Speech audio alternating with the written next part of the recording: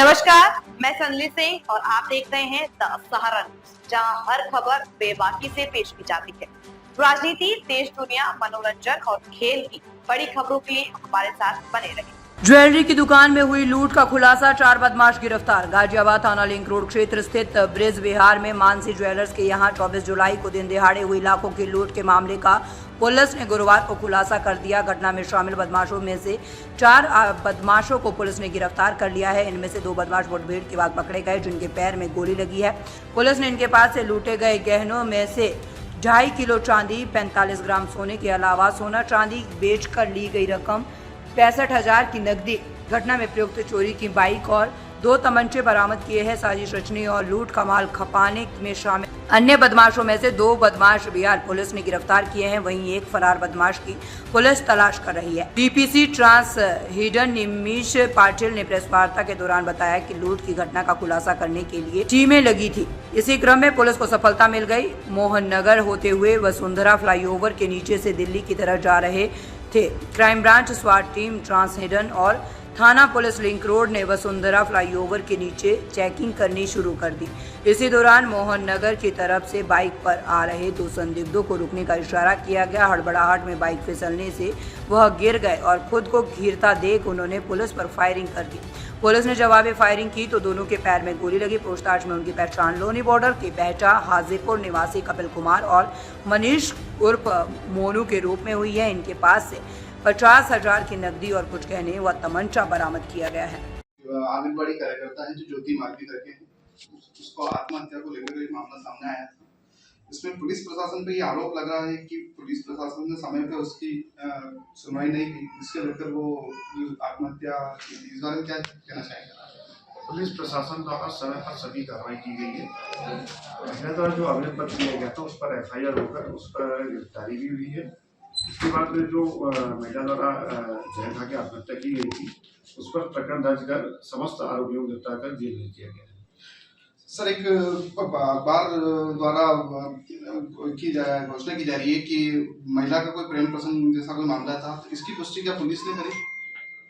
ये सामान्य जनचर्चा का विषय रहता है और जो तथ्य सामने आएंगे उसमें विवेचना अभी की जा रही है और इस संबंध में विवेचना करके तथ्यों को सामने लाया जाएगा। इस मामले में सर क्या और भी आरोपी बढ़ सकते हैं?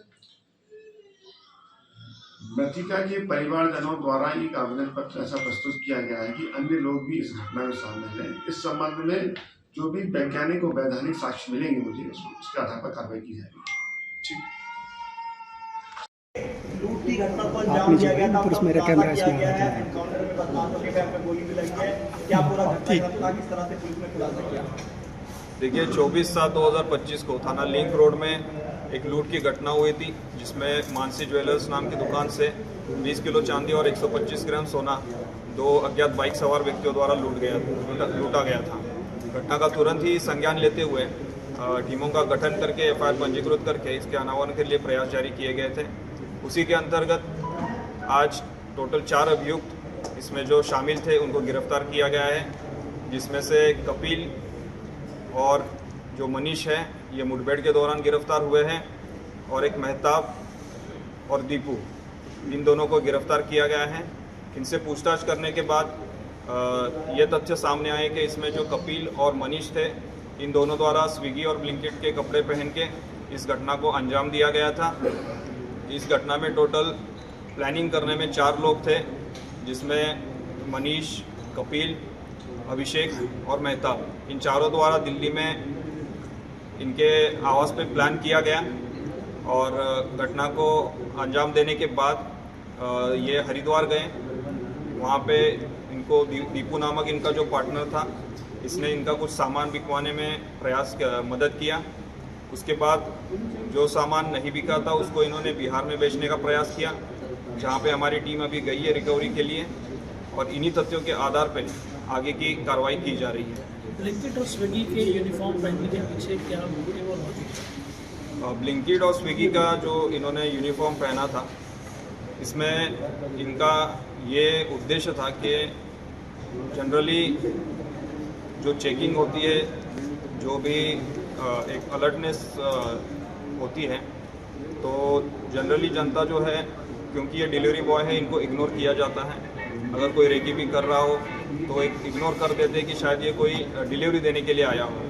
जैसे कि आपने देखा हो कि दुकान में जो दरवाज़ा बंद था, इनको देख के जो वहाँ का जो नौकर था उसे यही लगा कि ये कुछ डिलीवरी देने आए हैं, इसलिए उसने दरवाज़ा खोल दिया।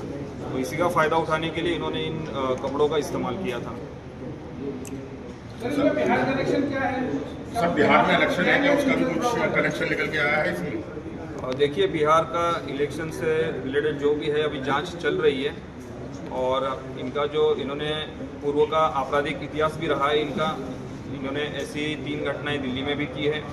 उसमें भी इनका एमओ यही रहा है कि ये घटना दिल्ली में करने के बाद सामान बेचने के लिए बिहार जाते हैं, तो यही इनका बिहार से कनेक्शन है। सर बेहद शातिर हैं ये लोग, और इन्होंने रास्ते में अपनी जो ब्लिंकिट या स्विगी की ड्रेस पहने हुए थे, बताया जा रहा है वो भी फेंक दी गई। ये घटना के बाद कपड़े चेंज करके फिर हरिद्वार की तरफ भाग गए थे, जिसमें उन्होंने पब्लिक ट्रांसपोर्ट का इस्तेमाल किया था ताकि किसी सीसीटीवी में वगैरह ये कैद ना हो। इसी तरह से पूरे एक योजनाबद्ध तरीके से, शातिर तरीके से इस घटना को अंजाम दिया गया। 6 टीमें लगाई गई थी उनके लिए, क्या आपकी तरफ से इनाम दिया गया? जो टीमें इस पे लगी हुई थी, इन टीमों को मेरी तरफ से 25,000 का इनाम घोषित किया। सर इसकी सूचना इनको मिली थी क्या, इस दुकान में इतना माल? दिनांक 24/7/2025 को थाना लिंक रोड के ब्रिज विहार चौकी क्षेत्र में मानसी ज्वेलर्स के यहाँ लूटपाट की घटना हुई।